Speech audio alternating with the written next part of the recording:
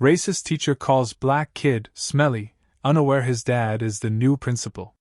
The hum of pencils scratching paper filled the air of Mrs. Daniels's fifth-grade classroom, mingling with the golden sunlight streaming through the windows. David Thompson sat near the back, his head bent low over his notebook. Quiet and diligent, he was the kind of student who rarely drew attention to himself. His deep brown skin and neatly combed curls made him stand out physically, but he'd mastered the art of blending into the background. Today was no different, or so he thought. Mrs. Daniels's sharp heels clicked against the tiled floor as she patrolled the rows of desks. A no-nonsense teacher with piercing eyes and an even sharper tone, she demanded obedience and precision from her students. But when she paused by David's desk, something shifted. Her nose wrinkled in exaggerated disdain as she sniffed the air. "David," she said, her voice cutting through the classroom like a whip, "you need to take better care of yourself. The smell is distracting for everyone." The room fell silent. Heads snapped toward David, and a ripple of whispers spread like wildfire. David's stomach churned as his cheeks burned. Mrs. Daniels had no idea she was humiliating the son of the man who now ran the school. And she was about to find out. David Thompson was the kind of student who never sought the spotlight. He had mastered the art of staying in his lane at 11 years old. His quiet demeanor often led teachers to describe him as polite and well-behaved. But those words never told the full story. David was a sharp observer, attuned to the world's subtleties. He loved sketching scenes from his neighborhood and often lost himself in drawing superheroes who looked like him. His father, Malcolm Thompson, had taught him to dream big, even in a world that usually underestimated him. Malcolm Thompson was a man of discipline and integrity. Recently appointed as the new principal of David's school, he had worked his way up from being a teacher to an administrator with an unshakable commitment to fairness. Malcolm's deep baritone voice carried authority, but his calm demeanor made him approachable. To David, Malcolm was more than a father.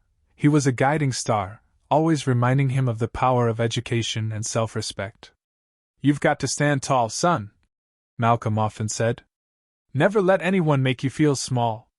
David's mother, Angela, worked as a nurse, often pulling double shifts at the local hospital. Her resilience and strength were a constant source of inspiration for David. Despite her demanding schedule, Angela always found time to pack his lunch, kiss his forehead, and tell him to stay true to who you are. The Thompson household was built on a foundation of love, discipline, and pride in their heritage. David's parents had always been honest about the challenges he might face as a young black boy in America. They encouraged him to work hard but also to hold his head high in the face of prejudice. David carried these lessons with him, though he didn't always feel brave enough to act on them. At school, David had a small circle of friends. Amir, his best friend, was his partner in crime when it came to comic book debates and soccer matches. Leah, who sat next to him in class, often shared her notes, and was quick to defend him when someone made an offhand comment. David appreciated them, but he rarely shared his deeper thoughts, preferring to keep his guard up. Mrs. Daniels, on the other hand, was everything David avoided. Stern and methodical, she ruled her classroom with an iron fist. To her, rules were sacred, and any deviation, intentional or not, was an affront to her authority. Her teaching methods were old-fashioned, and she had little patience for the nuances of modern education. For Mrs. Daniels, students were either obedient or disruptive. David, though quiet, had always felt her gaze linger on him a little too long, as if waiting for him to falter. That morning, David's routine had been typical. He'd eaten breakfast with his dad, talked about the upcoming school soccer tryouts, and grabbed his sketchpad on the way out. But the uneventful start to his day would soon be overshadowed by an incident that would test everything his parents had taught him. The day started as any other. David Thompson walked into Mrs. Daniels's classroom and took his usual seat in the back. He liked it there. It was far enough from the front to avoid drawing too much attention, but close enough to the window that he could sneak a glance outside when his thoughts wandered. Today, the window offered the comforting sight of sunlight filtering through autumn leaves. David hoped for an uneventful day, The kind where he could get through his lessons and return home to his sketchpad and a snack. Mrs. Daniels entered the room with her usual brisk energy. She wore her hair in a tight bun, her expression stern. Clad in a pencil skirt and sensible heels, she looked every bit the authority figure she believed herself to be. "Good morning, class," she said, her voice crisp as she placed her lesson plan on the podium. "Good morning, Mrs. Daniels." The class responded in unison, a well-rehearsed chorus. The lesson began predictably, a dry grammar exercise that had the students silently copying sentences from the board. David focused on his work, his pencil moving steadily across the page. He wasn't particularly excited about grammar, but he appreciated the calm routine of it. The scratching of pencils filled the room, interrupted only by the occasional cough or the faint rustle of papers. Mrs. Daniels's sharp heels clicked against the tiled floor as she moved through the rows, scanning for errors or signs of inattentiveness. When she approached David's desk, he tensed slightly, though he kept his head down. He'd learned early on that it was better to stay out of her way. She stopped. David felt her presence before he saw her. "David," she said, her voice cutting through the quiet. He looked up, startled. Her eyes narrowed, and she sniffed the air theatrically. The exaggerated gesture was enough to draw the attention of the other students, who began to glance up from their work. "You need to start taking better care of yourself," Mrs. Daniels said, her voice dripping with condescension. "The smell is distracting for everyone." For a moment, David thought he must have misheard her. The words didn't make sense. But the widening eyes of his classmates, and the nervous giggles from the back of the room confirmed what had just happened. David's stomach twisted into knots. His cheeks burned as heat rushed to his face. He wanted to disappear, to sink into the floor and vanish. I don't," David stammered, but the words wouldn't come. Mrs. Daniels raised a hand to cut him off. "Enough. Just be mindful in the future. Now, back to your work." The room was silent. David could feel every pair of eyes on him. Some of his classmates whispered behind their hands, others simply stared, their expressions a mixture of curiosity and pity. Even Amir, his best friend, looked uncomfortable as he avoided David's gaze. David lowered his head and gripped his pencil tightly, but his hand shook too much to write. The words on his paper blurred, and a lump formed in his throat. He blinked rapidly, willing himself not to cry. He knew he couldn't show weakness, not here, not now. Mrs. Daniels, seemingly oblivious to the turmoil she'd caused, returned to the front of the room and resumed her lecture as if nothing had happened. The chalk screeched against the board, but David couldn't focus on the lesson. Her words echoed in his mind, clinging to him like a heavy weight. "The smell is distracting for everyone." When the bell rang, David stayed in his seat, gathering his things slowly to avoid the rush of students filing out. He hoped to slip away unnoticed, but Mrs. Daniels's voice stopped him. "David, stay for a moment," she said. His heart sank. He hesitated but knew he had no choice. He approached her desk, clutching his notebook tightly. Mrs. Daniels looked at him with a mixture of irritation and faux concern. "I'm only trying to help you," she said. "It's important to take pride in your appearance and hygiene. You don't want to give people the wrong impression, do you?" David's throat tightened. He wanted to defend himself, to explain that he'd showered that morning and that his clothes were clean. But the words wouldn't come. He nodded numbly, knowing any argument would fall on deaf ears. "Good," she said, satisfied with his silence. "You can go now." David walked out of the classroom, his legs feeling like lead. The hallway seemed too bright, and too loud, and the voices of his classmates felt like they were echoing directly inside his head. He made his way to his locker, his hands trembling as he fumbled with the lock. "Man, that was messed up," Amir said, appearing beside him. His voice was low, and his expression was uneasy. "You okay?" David shrugged, not trusting himself to speak. He shoved his books into his backpack and slammed the locker shut.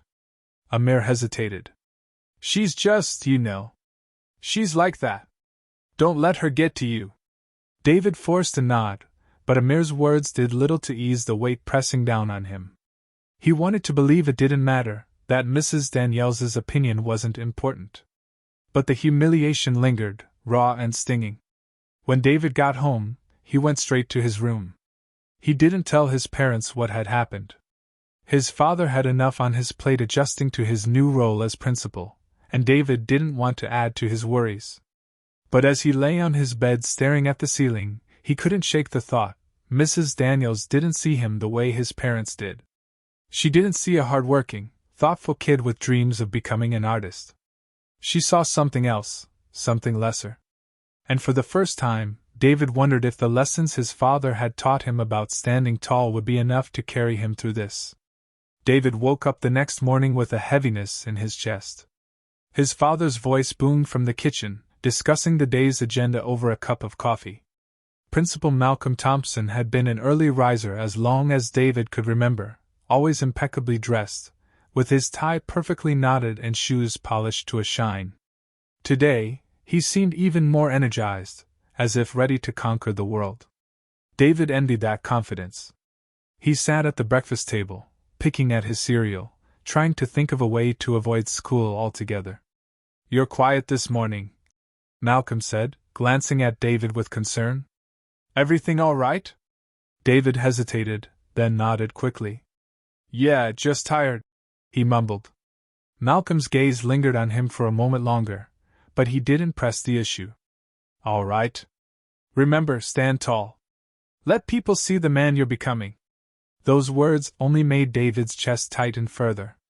He muttered a quiet, "Thanks, Dad," before grabbing his backpack and heading out the door. At school, the whispers began as soon as he stepped into the hallway. "There he is," someone said, not even bothering to lower their voice. David kept his head down, gripping the straps of his backpack. He could feel the stairs following him, and hear the snickers that echoed through the corridor. Amir was waiting by his locker, his expression a mixture of discomfort and guilt. "Hey," Amir said awkwardly. "You good?" David gave a curt nod, opening his locker and stuffing his books inside. "I'm fine." Amir shifted on his feet. "Look, man, people are just, they're dumb. Don't let it get to you." David wanted to believe Amir, but the snickers and side glances told a different story. He slammed his locker shut and made his way to Mrs. Daniels's class, dreading every step. When he walked in, Mrs. Daniels's gaze flicked toward him briefly before she resumed writing on the chalkboard. David slid into his seat at the back of the room, grateful that she didn't immediately call on him. But the reprieve was short-lived. Halfway through the lesson, Mrs. Daniels's sharp voice cut through the classroom. "David," she said, turning to face him, "come to the front and solve this problem for us." David's heart sank. He glanced at the chalkboard, where a complicated math problem was written. He hadn't been paying attention, too distracted by the whispers and stares. "Now, please," Mrs. Daniels said, her tone icy. Slowly, David stood and made his way to the front of the room. He could feel the eyes of his classmates boring into him, and could hear the faint snickers from the back of the room. His palms were sweaty as he picked up the chalk, staring at the problem as if it were written in another language. "We're waiting," Mrs. Daniels said, her arms crossed. David scribbled an answer on the board, his hand trembling. He knew it wasn't right, but he just wanted to get back to his seat. Mrs. Daniels stepped forward, her heels clicking loudly against the floor. She glanced at his answer and shook her head. "Wrong," she said flatly. "You need to pay more attention, David. If you don't start applying yourself, you'll never catch up." David's face burned as he put the chalk down and returned to his seat. He clenched his fists under the desk, willing himself not to cry. The rest of the lesson passed in a blur, Mrs. Daniels's words echoing in his mind. After class, David hurried out of the room, determined to avoid any further embarrassment. But as he rounded the corner, he nearly collided with Leah. "Hey," she said, stepping back to let him pass. "Are you okay?" "I'm fine," David said quickly, avoiding her gaze. Leah frowned. "You don't look fine."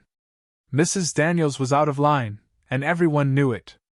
You shouldn't have to put up with that. David shrugged. What am I supposed to do? She's the teacher.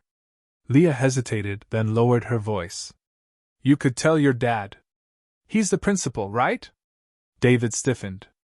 No, he said firmly. I don't want him involved. Leah looked like she wanted to say more, but David walked away before she could. He didn't want to involve his father. Malcolm Thompson had worked hard to earn the respect of the school, and David didn't want to jeopardize that by making him confront Mrs. Daniels. The day dragged on, each class blending into the next. By the time the final bell rang, David was exhausted. He just wanted to go home and forget the day ever happened. But as he walked into the parking lot, he saw his father waiting by the car. Hey, bud, Malcolm said, his smile warm. How was school? David hesitated, then forced a smile. It was fine. Malcolm studied him for a moment, his expression thoughtful. You sure? You've been quiet lately. David nodded quickly. Yeah, I'm good. Malcolm didn't look convinced, but he didn't push the issue. As they drove home, David stared out the window, his mind racing. He wanted to tell his dad what was going on, but the words wouldn't come.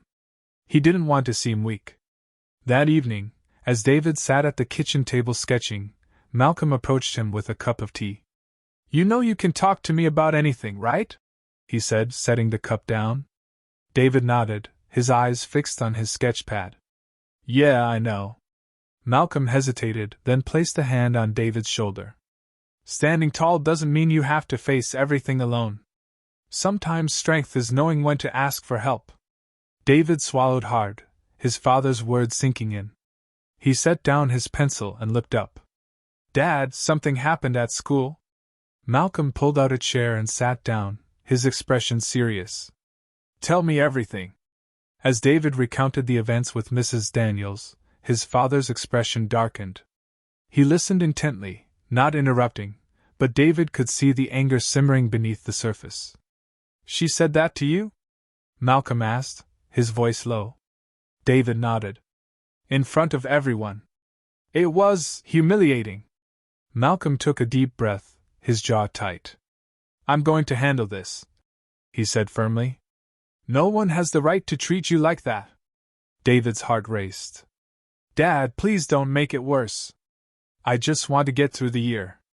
Malcolm placed a reassuring hand on David's. You don't need to carry this alone, son. I'll handle it the right way. The next morning, David walked into school with a mixture of dread and hope. He didn't know what his father had planned, but he trusted him. As he made his way to class, he noticed something different. The whispers had stopped.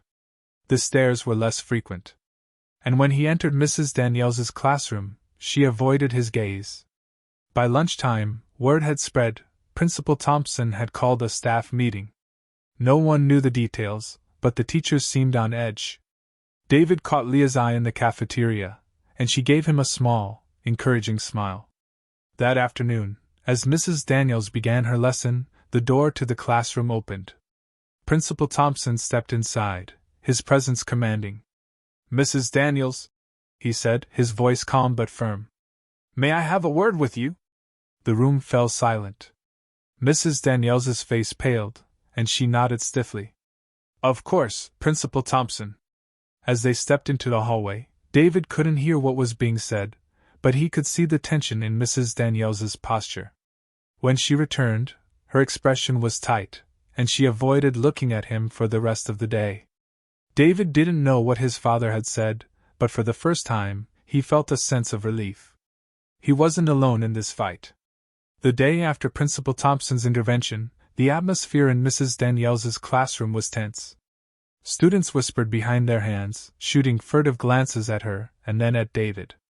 Even Amir, usually quick with a joke to lighten the mood, seemed uncharacteristically quiet. David sat at his desk, his shoulders tense, trying to focus on his notebook. Though Mrs. Daniels had been noticeably more subdued since her conversation with Principal Thompson, the silence was almost worse. It wasn't the calm of resolution, it was the calm before another storm. At home that evening, David's father asked him how his day had gone. It was fine, David replied, hesitating slightly. She didn't say anything to me. Malcolm nodded, his face thoughtful. Good. But let me know if anything changes, okay? You don't have to carry this by yourself. David appreciated his father's support, but he couldn't shake the feeling that Mrs. Danielle's silence wasn't a sign of remorse. It felt like a smoldering fire waiting for the right moment to erupt. The following week, that eruption came. The class was working on a group project about historical figures, and Mrs. Daniels had assigned groups randomly. David found himself paired with Leah and two other students, Ethan and Lily. He felt a flicker of relief. At least Leah had always been kind to him. As they worked together, she took charge of dividing up the tasks, assigning David the role of researching and writing about Frederick Douglass. That's perfect for you, Leah said with a warm smile. You're such a good writer. David nodded, grateful for her encouragement. But when Mrs. Daniels came by to check on their progress, her presence immediately darkened the mood. Frederick Douglass, she said, raising an eyebrow. An ambitious choice. Are you sure you can handle that, David? The words stung, and David's jaw tightened. Before he could respond, Leah jumped in. Of course he can, she said, her voice firm. David's one of the best writers in class.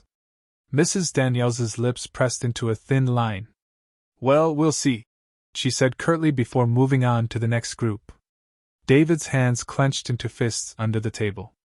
It wasn't what she said, it was how she said it. The implication was clear: she didn't think he was capable, and she wanted everyone to know it. The days leading up to the project's deadline were a blur of research and writing. David poured himself into his work, determined to prove Mrs. Daniels wrong. Leah stayed late after school to help him refine his draft, offering suggestions and encouragement. By the time the project was finished, David felt a surge of pride. He'd written a comprehensive and engaging piece about Frederick Douglass, highlighting the abolitionist's contributions to social justice and his powerful speeches advocating for equality. When the day came to present their project, David's group was the last to go. As he walked to the front of the classroom with Leah, Ethan, and Lily, his heart pounded. He knew his part of the presentation was strong, but he also knew Mrs. Daniels would be watching him with scrutiny. The presentation started smoothly, with Leah and Ethan providing context and background. Then it was David's turn. He took a deep breath and began speaking about Frederick Douglass's journey from slavery to becoming a leading voice for freedom and equality.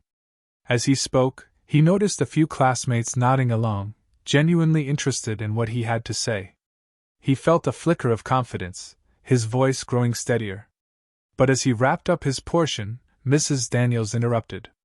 Interesting, she said, her tone cold. But I'm not sure all of your points are entirely accurate. Did you fact-check your sources, David? David froze. He had spent hours meticulously researching, double-checking every detail. Yes, ma'am, he said quietly, trying to keep his voice steady. Mrs. Daniels said, her skepticism evident. Well, I suppose it's good enough for a first draft. David's cheeks burned. He could feel the weight of his classmates' eyes on him, some sympathetic, others simply curious. Leah stepped forward, her chin held high. We reviewed David's work as a group, she said firmly. His points are accurate, and he did an amazing job. Mrs. Daniels's gaze lingered on Leah for a moment before she turned her attention back to the class. Let's move on, she said briskly. When the bell rang, David gathered his things quickly, eager to leave. But as he stepped into the hallway, Mrs. Daniels's voice called out behind him. David, stay for a moment. He hesitated, his stomach twisting. Slowly, he turned back toward her. Mrs. Daniels stood by her desk, her arms crossed. I hope you understand that my criticism wasn't personal, she said, though her tone suggested otherwise. I'm simply holding you to a high standard. If you want to succeed, you need to be prepared for tough feedback. David nodded stiffly, unsure of what to say. He didn't believe her for a second, but arguing would only make things worse. As he walked home that afternoon, David's mind raced. He'd done everything right. He'd worked hard and produced something he was proud of, and still, it wasn't enough. Mrs. Daniels's words echoed in his mind, filling him with a mix of anger and frustration. At dinner, his father noticed his silence. "Tough day?" Malcolm asked, his voice gentle. David hesitated, then nodded. "Yeah. Mrs. Daniels, she's just… I don't know. She's always on my case, no matter what I do." Malcolm's expression darkened. "What happened?" David recounted the events of the day, his voice shaking slightly as he relived the humiliation of being called out during the presentation. By the time he finished, Malcolm's jaw was tight, his eyes hard with resolve. "I'm going to address this," Malcolm said firmly. "This has gone too far." The next morning, Malcolm arrived at the school early. He went straight to Mrs. Daniels's classroom, his expression unreadable. When he knocked on the door, she looked up, startled. "Principal Thompson," she said, her voice faltering slightly. "What can I do for you?" "We need to talk," Malcolm said, stepping inside. "Privately." Mrs. Daniels's confident demeanor wavered as she nodded. The classroom door closed behind them, and though no one could hear the conversation, the tension in the air was palpable. When the door finally opened, Mrs. Daniels's face was pale, and her posture stiff. Malcolm stepped out, his expression calm but firm. He nodded at David, who had been lingering in the hallway, then continued to his office. That afternoon, Mrs. Daniels was noticeably different. Her tone was softer, her criticism less biting. David didn't know what his father had said to her, but he felt a glimmer of hope. Maybe, just maybe, things were starting to change. Still, the scars of her words lingered. David knew this wasn't just about one teacher. It was about something bigger, something that couldn't be solved with a single conversation. But for now, he took comfort in the fact that he wasn't alone in facing it. The tension in Mrs. Daniels's classroom lingered, though it was different now. Her sharp tone had dulled, replaced by an almost uncomfortable politeness whenever she addressed David. It wasn't kindness, David knew that much, but rather an effort to cover the cracks that had begun to form in her carefully constructed authority. The other students noticed it too. The power dynamic that once felt immutable was shifting, and for the first time, Mrs. Daniels seemed unsure of her footing.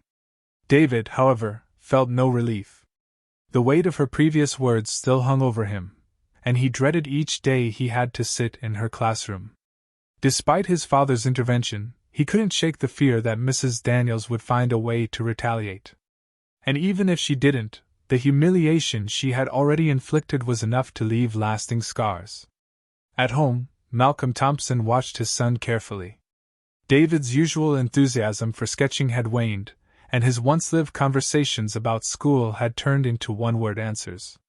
Malcolm knew his son was carrying more than he let on, and while he had addressed Mrs. Daniels directly, he suspected that the situation was far from resolved. One evening, as David sat at the kitchen table poking at his dinner, Malcolm leaned forward. "David, I've been thinking about what happened with Mrs. Daniels," he began. "I know I talked to her, but if there's more going on, you need to tell me. This isn't something you have to face alone." David hesitated, his fork hovering over his plate. "She's not saying anything now," he admitted, "but it's like she's waiting for me to mess up. And the way she looks at me, it's like she still doesn't think I belong." Malcolm's jaw tightened. "That's not right," he said firmly. "You belong in that classroom just as much as anyone else. If she's creating an environment where you feel like you don't, then she's failing as a teacher." David looked up, his father's unwavering determination offering a small flicker of hope. "What can we do, though?" he asked quietly. "She's the teacher. People always believe the teacher." Malcolm reached across the table and rested a hand on David's shoulder. "Not this time.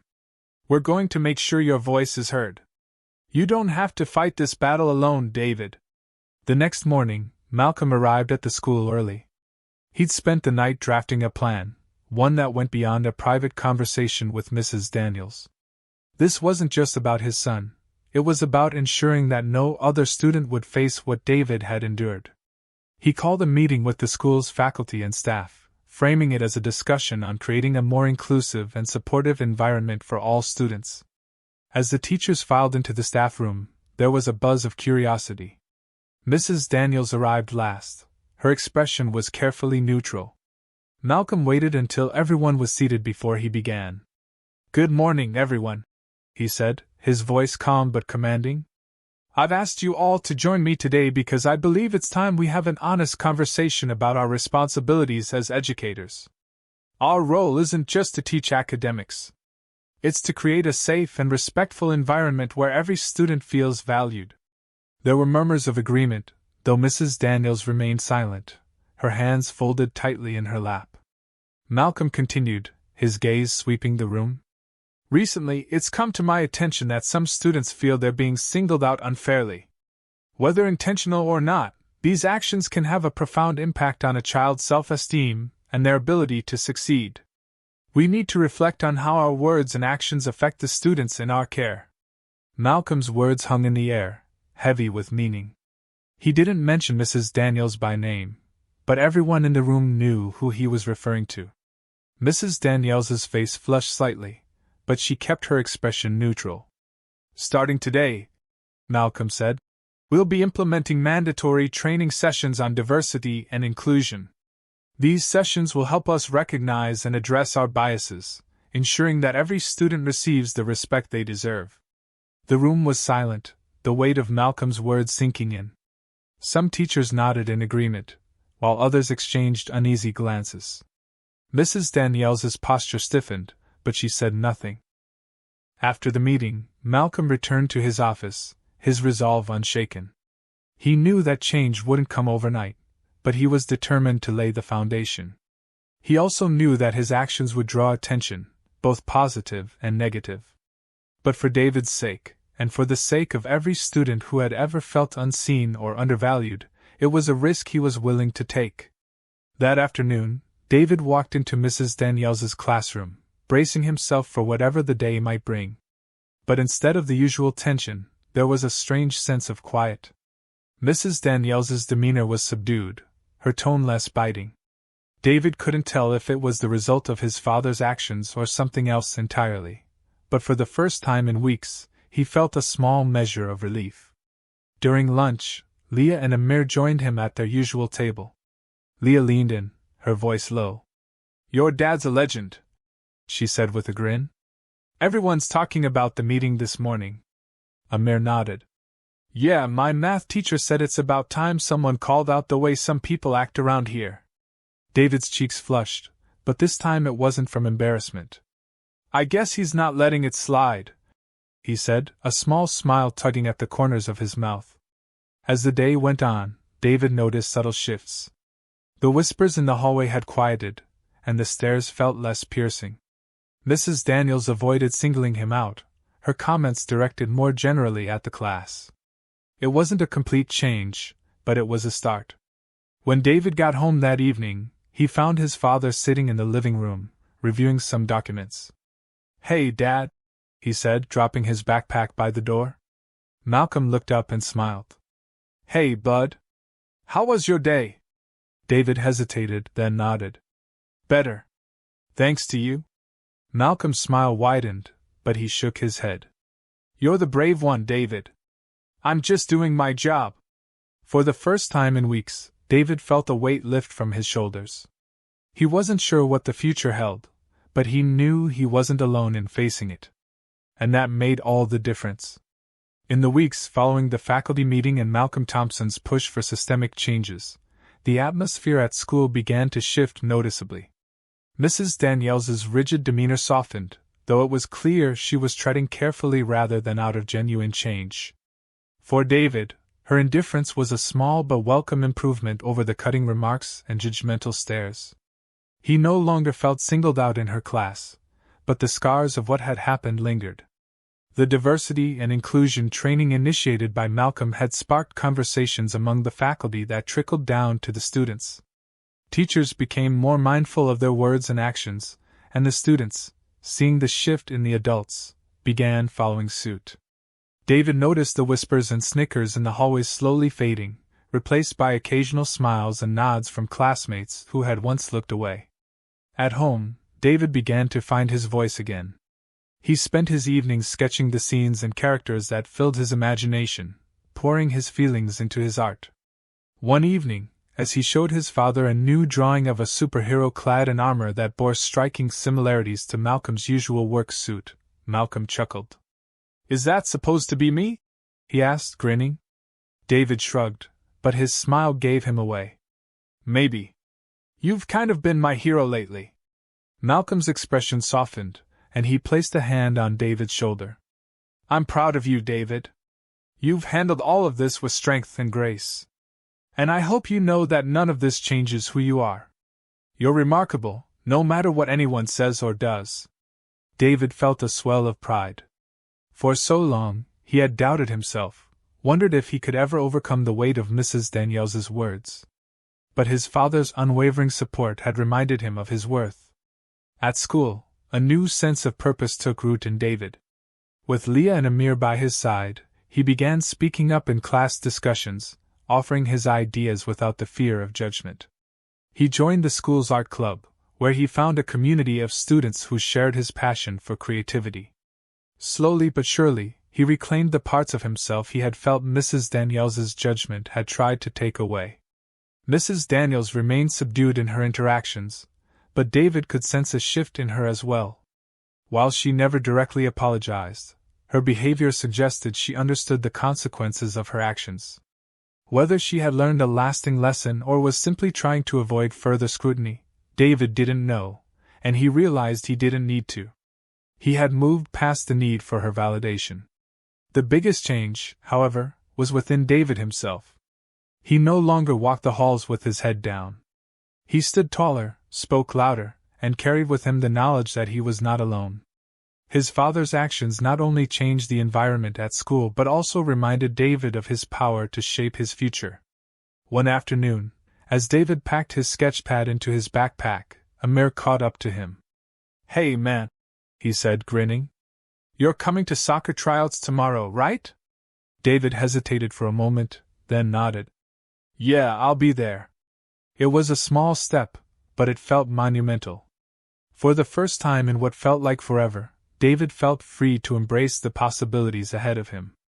And that freedom, that hope, was the greatest victory of all. If this story of resilience and justice moved you, don't forget to hit that subscribe button and turn on notifications. Join us for more powerful stories that shine a light on courage and change. What would you have done in David's situation? Share your thoughts in the comments below and join the conversation. Let's create a community that uplifts and inspires. Did you notice the subtle moments that led to David's transformation? Tell us your favorite part of the story in the comments. And if this journey inspired you, like and share to spread the message of hope and empowerment.